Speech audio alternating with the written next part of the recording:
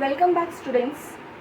Let's continue the discussion on pharmaceutical reagents. Let's start with Barfoed's reagent.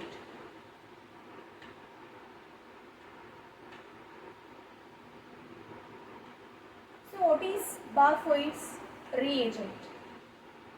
So Barfoed's reagent, it is an agent used to identify reducing sugars and distinguish reducing disaccharides from reducing monosaccharides.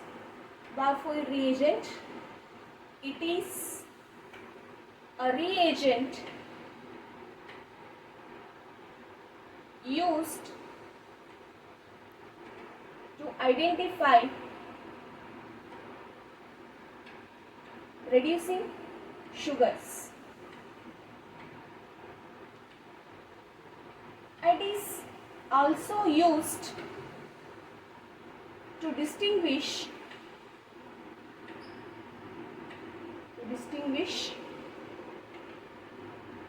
the reducing disaccharides from reducing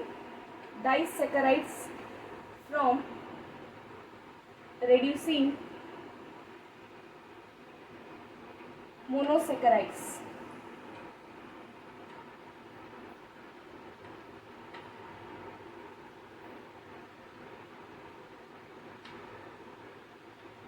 Reducing monosaccharides. Let's see preparation of Barfoed's reagent.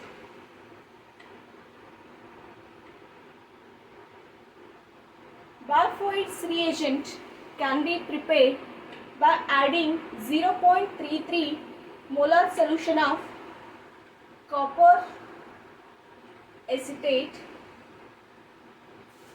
into 1% of glacial acetic acid.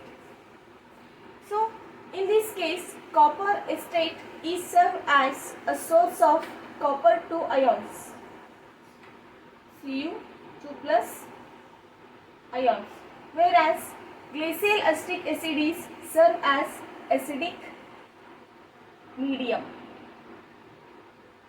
That means the reducing reaction takes place in presence of acidic medium in case of Barfoed's test.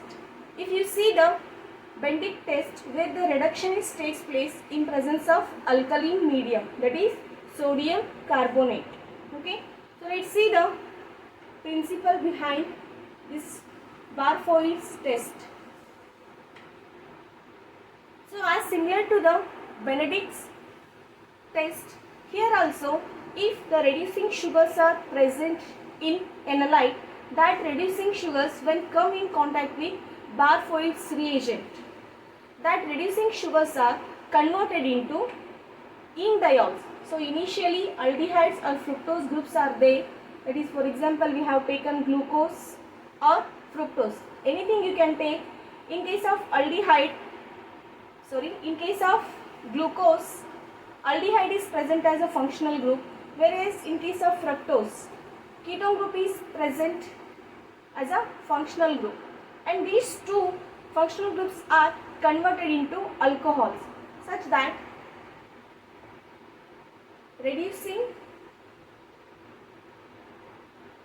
sugars converted into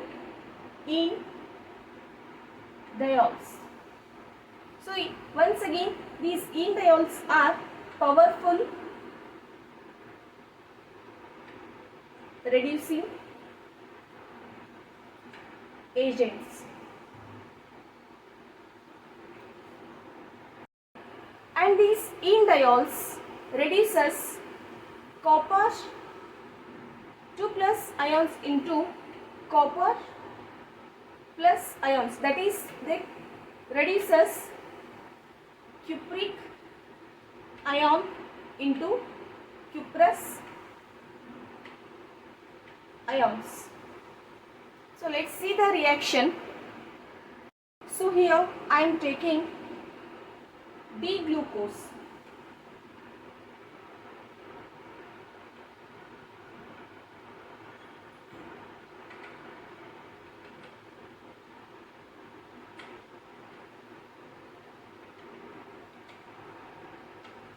CH2OH, and the remaining we will fill with hydrogen here. So this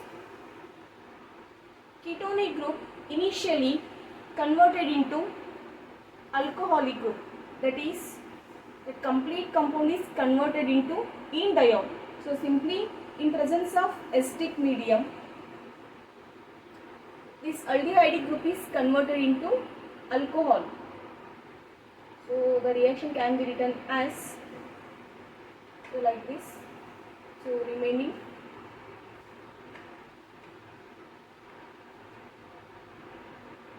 CH2OH. So once again, this is enediol. What it will do? It will reduces the copper plus 2 ions into copper plus 1, that is cupric ions into cuprous ions. Or else simply we can sum up the reaction by taking the same example. This is our dextrorotatory glucose,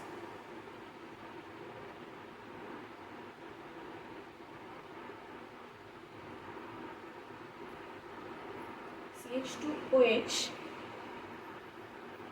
So the reaction, what it will do? Initially it will react with the copper 2 plus ions in water. That means we have taken 1% of glacial acetic acid. There the water molecules are present. So what the next reaction? So here this aldehyde group is oxidizes to carboxylic group, whereas this copper or cupric ions are reduced to cuprous ions. That means this aldehyde, or which is converted into enediol, it is act as a reducing agent. We know that the reducing agent is one which itself undergo oxidation and reduces the other molecules or ions. So I will write here. So aldehyde group is going to convert into carboxylic group here. So this is CO, here OH. So this is converted, the remaining things are same. CH2OH, here H, and H, and these copper ions are converted into cuprous ions. So here the two will balance this equation. The one molecule of D-glucose reduces two molecules or two cupric ions in presence of two molecules of water, and this D-glucose is converted into D-gluconic acid, and this cupric ion is converted into cuprous oxide with the release of 4 hydrogen ions. So this cuprous oxide is precipitated during the reaction as red PPT. So this is red PPT. So this is the principle behind the Barfoed's test. So if reducing sugars are present in analyte, they will convert into enediols, which are act as a powerful reducing agents, and they will reduces cupric ions into cuprous ions, and it is the overall reaction which is going to take place. The aldehyde group is converted into carboxylic group, whereas the cupric ions are precipitated as cuprous oxide, and it is deposited as a red PPT at the bottom of the test tube. Let's see the procedure for this test. Procedure. Take 1 ml of sample solution in a test tube. To that add 3 ml of Barfoed's reagent, and this solution mixture is going to heat in boiling water bath, and the heating is done only for 30 seconds, and later note down the changes in colors. So if our Enlite or the sample solution contains the reducing sugars, so initially Barfoed's reagent color is blue, that is turns to red PPT. If our sample solution has reducing sugars, then only it will convert into red PPT. So if red PPT will come, that will confirms the presence of reducing sugars in it. If the red PPT is formed within 2 minutes, if it is formed less than 2 minutes, that will confirms the presence of monosaccharides. If PPT will observe after 10 minutes, that is after 10 minutes, then it will shows the presence of disaccharide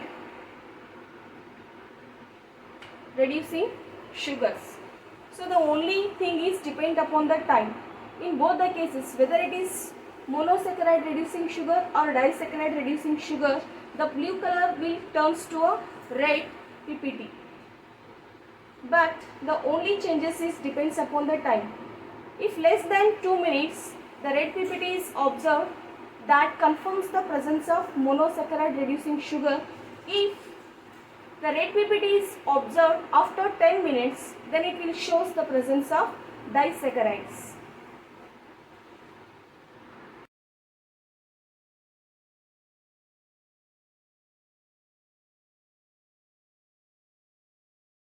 Let's discuss one more pharmaceutical reagent, that is sodium citrate.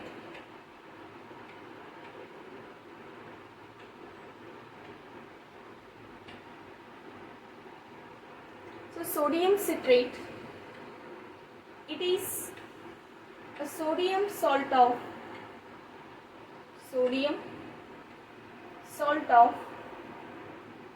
citric acid. So I will write here the structure of sodium citrate, that is CH2 COONA, and here CCOONA. At second carbon we have one alcoholic group, and here CH2 COONA, and we have 2 water molecules here. So let's have a look on the functions of sodium citrate. This sodium citrate is used as alkalizing agent. It is used as an alkalizing agent. So alkalizing agent is one which balance blood pH level as well as urine pH level. So what it will do? Normally, by maintaining pH level of urine as well as blood, we can make the urine less acidic. That is, less acidic helps the kidneys get rid of uric acid. So uric acid is a crystalline substance or compound which is formed in our body, and it will form by the breakdown of the heterocyclic compound called urine. So normally urines are present in our body, as well as they are also present in some foods and drinks. So whenever this urine is break down in our body, it will convert it into uric acid, and whenever the uric acid is produced, that is deposited as a urates in a kidneys, that are called kidney stones. So when we balance the pH of the urine. That means when we make the urine alkaline, the acidic condition will reduces. At that time, it is easy to remove that uric acid or urate from the body in the form of urine. Next, the sodium citrate is also used as blood anticoagulant. It is also used as blood anticoagulant. And what do you mean by anticoagulant agent?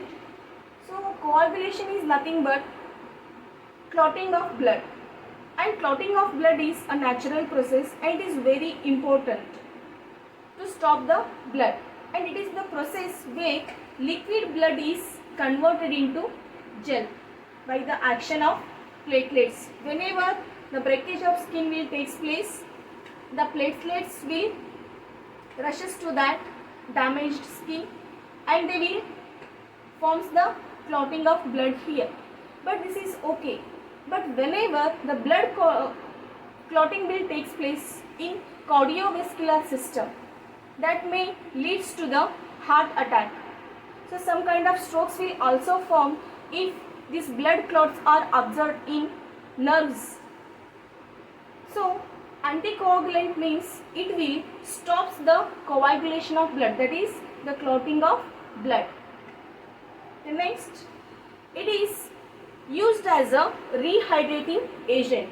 It is used as rehydrating agent. So in case of diarrhea, that is loose motion, and in case of dehydration during the summer season, in both the cases the sodium ions are lost by our body. So to recover that sodium ions or to rehydrate the body, we are going to use the sodium citrate. And next, one more application or function of this sodium citrate is it is used to treat acidosis. It is used to treat acidosis. So what is this acidosis? So acidosis is a condition which is caused by the overproduction of acid in our body. It is caused by the overproduction of acid. That may leads to the loss of bicarbonates,